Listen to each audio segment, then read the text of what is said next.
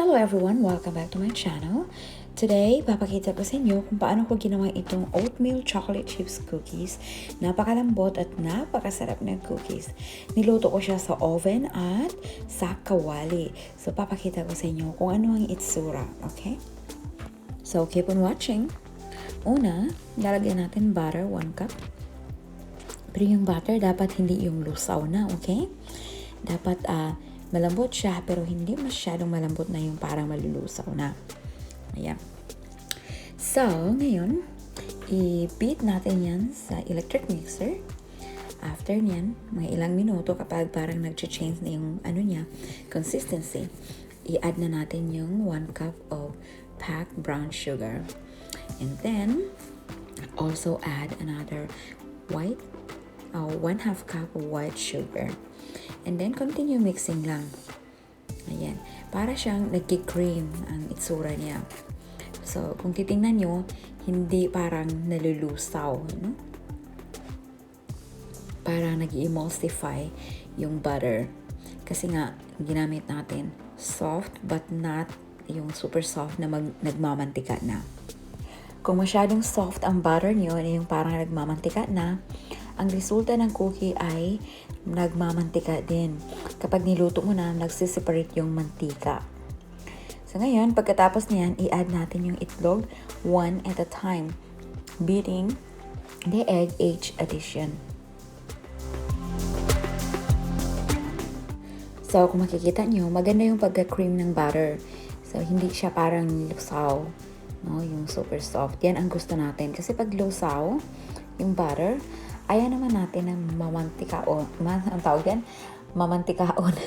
Bisaya na lang. Uy, ayaw natin na nagmamantika yung ating cookies, di ba? Ayan. So, kaya napaka-importante yung consistency or yung consistency ba? ng butter.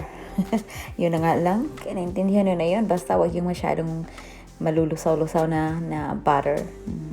Butter talaga mga friends, ano? I'm not sure about margarine, kung pwede ba. I have not tried it yet, so I can't really speak about margarine. Yeah, because margarine is more on oil side.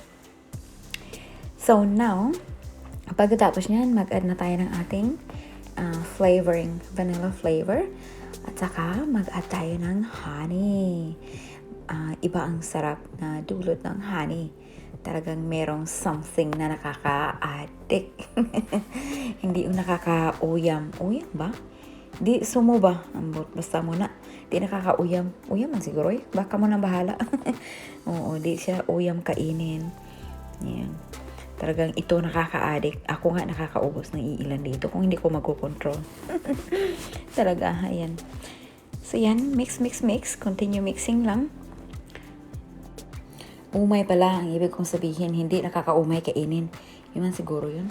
Hirap pag di tayo Tagalog, no? Nagaya-gaya lang tayo ng salita. Yan, pag sa Bisaya, agoy. Nabaw na, di sumo kaunon. Nga lamig kaayo. Kay soft na yung inside, tapos crispy ang outside. Crispy, diba? Muna atong gusto. Ayan, makikita niyo ang ganda ng consistency niya, no? Hindi siya lusaw. Lagi ko na lang inuulit-ulit yung lusaw. Malulusaw. Yan naman talaga eh. Dapat hindi siya lusaw-lusaw ang itsura. Ayan. So, yan. So, patawarin nyo na yung Tagalog ko mga friends, ha? Kasi bisdak ako eh. Bisayang dako. So, ito mag-add na tayo ng flour, 1 3/4 cup. Yung pag-measure ng flour, hindi ipack, ha? Yung dapat loose ang flour natin. Ayan. Saka salt, add ng salt. Check the description box below na lang mga friends kasi doon ko ililista yung ingredients at saka mga measurement. So, ayan, baking powder. Nag-add ako ng, anong tawag dito? Cornstarch. Importante may cornstarch para mabind yung ating cookie. Para hindi siya yung parang sabog-sabog na cookies.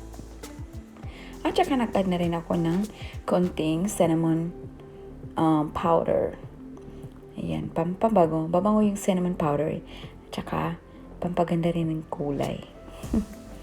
Ayan, salain ng flour para madali ang pag-mix. laging sasalain ng flour. Kasi baka may mga, mga impurities, baka nahaluan ng bigas, or ng, tawag yun, ng pako. Di ba? Wag naman.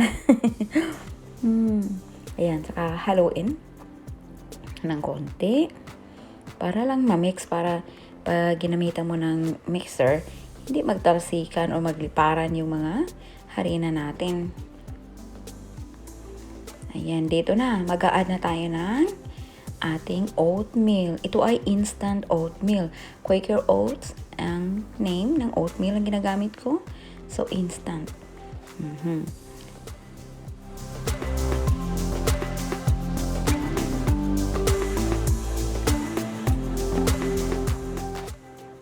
So, ito na. Hahaluin lang natin ng konti para ma-mix in yung oatmeal. Huwag natin biglaing i-mix ng electric mixer kasi magliparan yan sila lahat.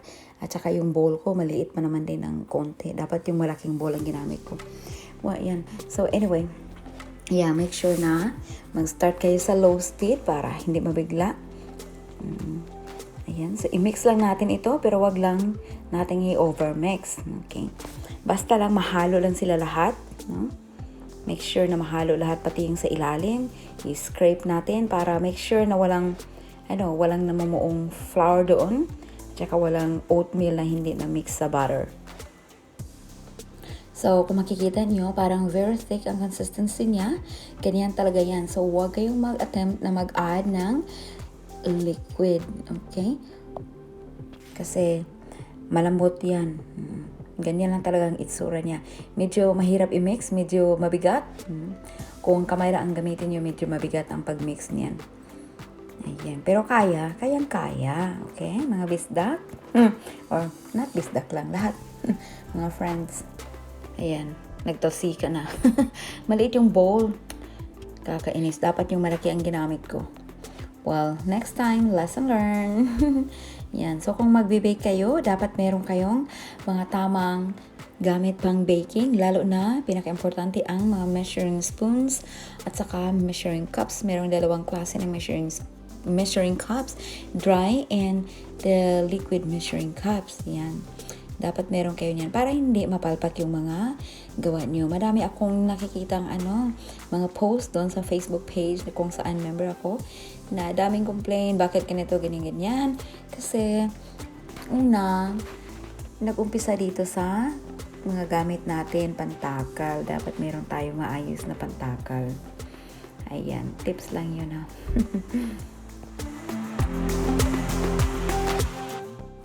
So, ito, after na ma-mix natin yung flour and other ingredients, ang pinakahuling i-add ay yung chocolate chips natin. Dapat yung ating chocolate chips ay frozen. Yan, wag natin siyang ilabas bago natin ilagay sa ating mixture. Dapat naka-frozen pa yan.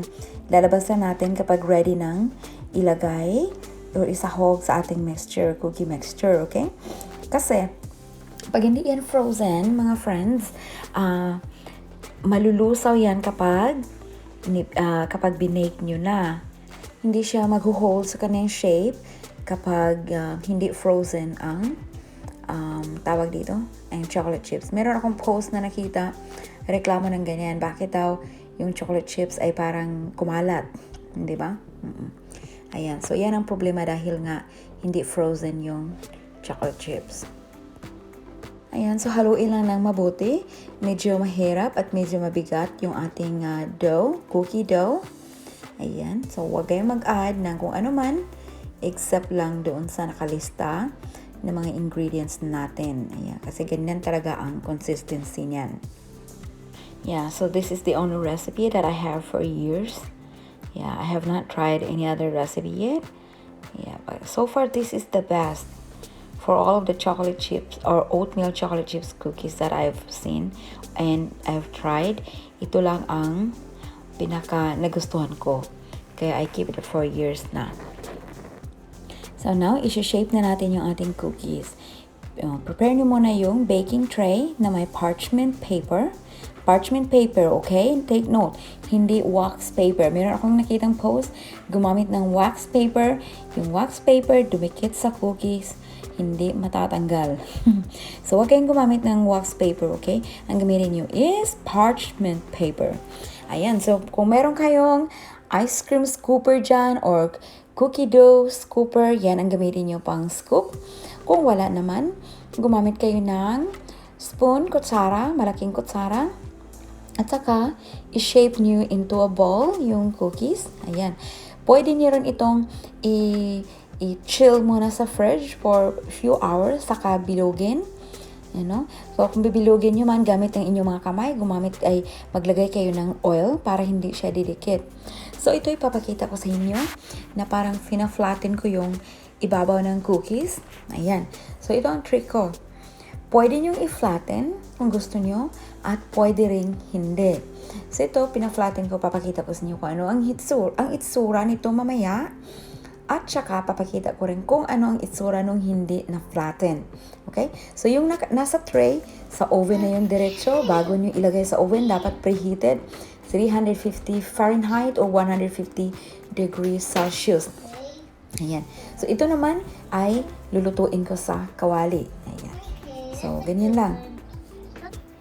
So, itong sa kawali, hindi ko siya in-scoop gamit ang ice cream scooper kasi gusto ko medyo lang maliliit ang mga cookies na lulutuin ko sa kawali kasi para madaling maluto at saka hindi masunog. Kasi napaka-tricky nitong sa kawali dahil napakadaling masunog nito.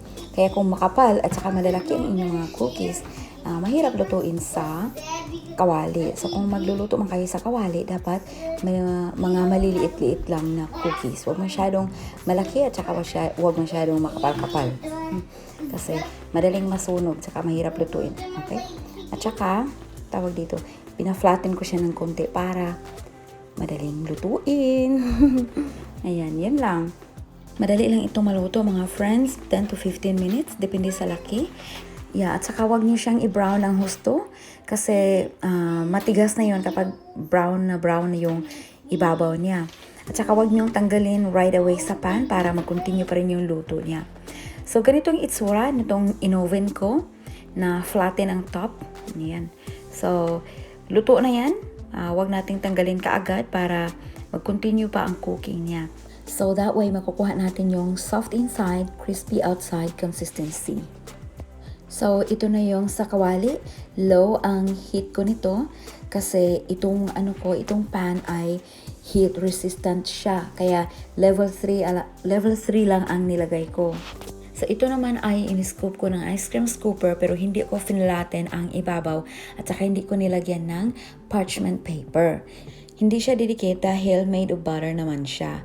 So, once nilagay niyo sa oven yung cookie na hindi finlatten ang top, unti-unti na yun siyang magpa-flatten. Bababa yung mga sides niya.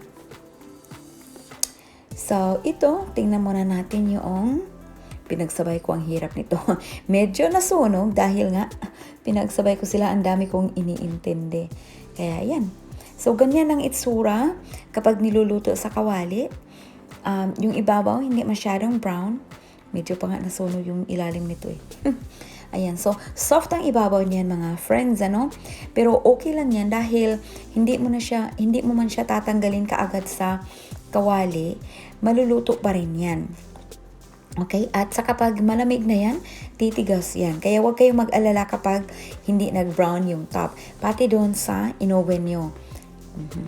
Kasi kapag titigas na sila, tawag ito, pagtitigas. Kapag malamig na, titigas na pala. Yun pala yung ibig sabihin. So, ito yung sa kawali. Ayan, so flat, very flat. Ito naman yung hindi ko finilaten yung ibabaw. So, ganyan ang itsura niya. Medyo siya maumbok, medyo malalaki ang umbok nila. Kaso lang, yun na dahil pinagsabay ko nga sila, medyo ko nakalimutan na brown tuloy yung top ng konti. Medyo nasunog. Pero hindi pinasunog. Okay lang yun. Ayan. So, ganito ang mga itsura yan. Maganda rin ang itsura. Soft pa rin yan ang loob niyan. So, yan. So, ganyan na. Napakasarap. Perfect for kape. Kape-kape. Ayan. Nakakaari itong cookies na ito talaga. Grabe. Ayan. So, napakadali lang gawin mga friends. Pwedeng gawin sa oven or kawali. Napakadali lang gawin at masarap. Ayan. So if you're not a subscriber yet and want to support me, please hit the subscribe button down below before you go, and also hit the bell notification so that you will not miss any of my upload. And don't forget to hit the like and share button. And if you're interested on any of my videos that are on the screen, please check it out. And stay safe everyone. I hope to see you next time on my next video. Bye bye.